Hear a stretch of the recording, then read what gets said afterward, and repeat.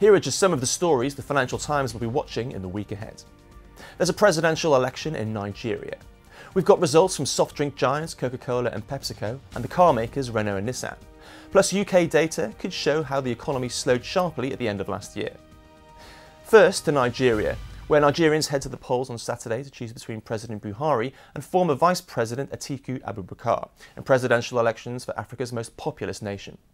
Joblessness is a big concern for most Nigerians. Nearly a quarter of the country is out of work, and another 20% are underemployed. But security will also be a key motivating factor. Mr. Buhari was elected on a promise to decimate Boko Haram, and his administration has made significant progress, winning plaudits in the country's north. But the jihadist group has ramped up attacks on military bases. Meanwhile, security crises have flared up in nearly every corner of the country.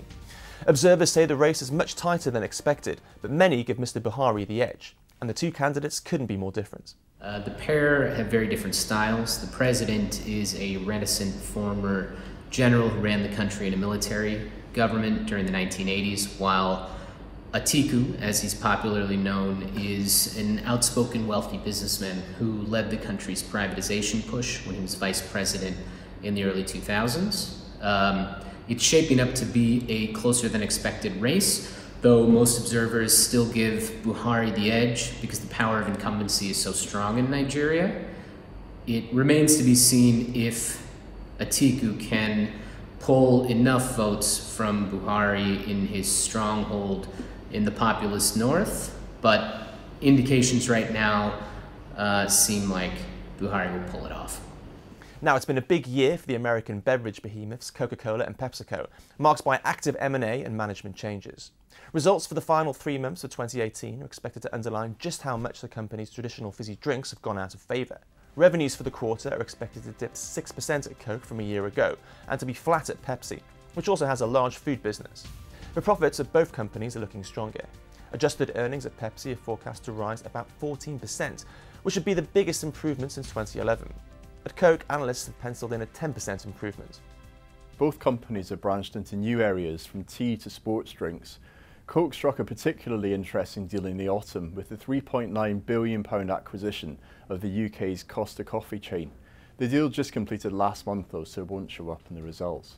At Pepsi, these will be Ramon Laguarta's first earnings since he took over from Indra Nooyi as CEO. The change at the helm has reopened questions about Pepsi. It saw off an activist campaign a couple of years ago from Nelson Peltz, who called on the group to separate its beverage and snack businesses. Analysts don't expect Laguarta to announce anything so dramatic, but there will be a lot of interest in his comments on strategy. Staying with corporate news, Renault and Nissan will both report annual results this week, but the focus is likely to be on the state of the relationship between the two companies, whose global alliance has been shaken by the arrest of its leader, Carlos Ghosn. The pair own shares in each other and share some manufacturing and purchasing functions, but there are questions over whether they'll carry on marching closer together or pause their integration and reconsider their 20-year-old relationship. Renault and Nissan this week report annual results that are likely to show falling sales in Europe, challenges in North America and struggles in China. But what investors will really be keen to hear about is their thoughts on the future of the alliance. The two companies have worked together for almost 20 years under the leadership of Carlos Ghosn.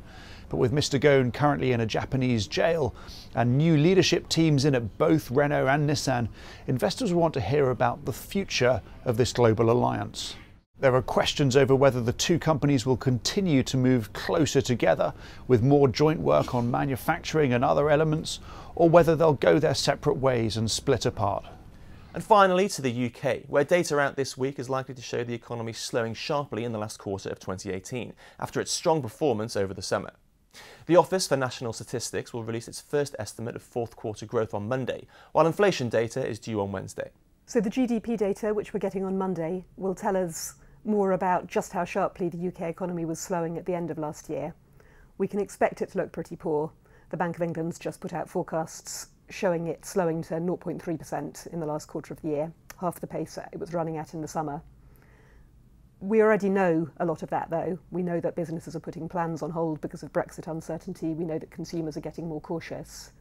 When it comes to inflation, we will get some more encouraging figures over the next couple of months. We're expecting the headline rate to come down below the Bank of England's target for the first time in 2 years. But that's more or less due to the fall in energy prices that took place last year. Again, For the outlook, everything depends on Brexit and what that does to the pound. And that's what the week ahead looks like from the Financial Times in London.